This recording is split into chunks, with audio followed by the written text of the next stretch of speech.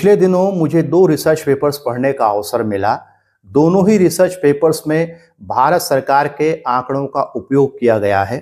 इनमें से एक रिसर्च पेपर इस तथ्य को समझाता है कि भारत में हवा भी जाति व्यवस्था की छन्नी से छनकर अलग अलग जाति समूहों तक पहुंचती है। दूसरा रिसर्च पेपर इस तथ्य को उजागर करता है कि भारत में धूप भी जाति व्यवस्था की छन्नी से छनकर अलग अलग जाति समूहों तक पहुंचती है।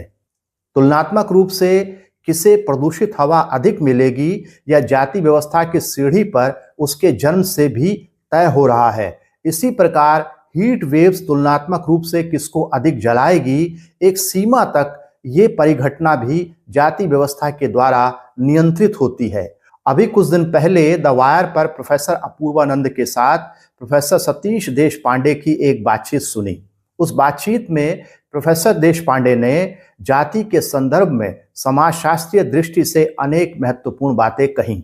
उन्होंने कहा कि जाति आधुनिक है। जाति इस मायने में आधुनिक है कि वह वर्तमान समय के लगभग हर नागरिक पहलू को प्रभावित कर रही है। उन्होंने 3 महत्वपूर्ण पहलुओं के नाम गिनाए: सत्ता व्यवस्था, अर्थव्यवस्था और समाज व्यवस्था।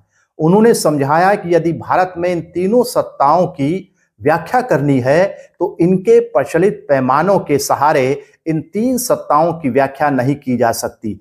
जाति के बिना इनकी व्याख्या पूरी नहीं हो सकती, क्योंकि भारत में ये तीनों तरह की सत्ताएं जाति की छन्नी से छनकर निकलती हैं। उन्होंने बताया कि जाति एक रिश्ता है, एक रिलेशनशिप है, अपने बरक्स किसी और की औकात को समझने का पैमाना है। इस अर्थ में जाति आधुनिक भी है और अनिवार्य भी, क्योंकि कौन किसके साथ बैठकर खा सकता है या कौन किसके साथ शादी कर सकती है या कौन पुरोहिती का काम करे या कौन टट्टी पेशाब साफ करने का काम करे, इन सवालों का उत्तर जातिगत औकात में है।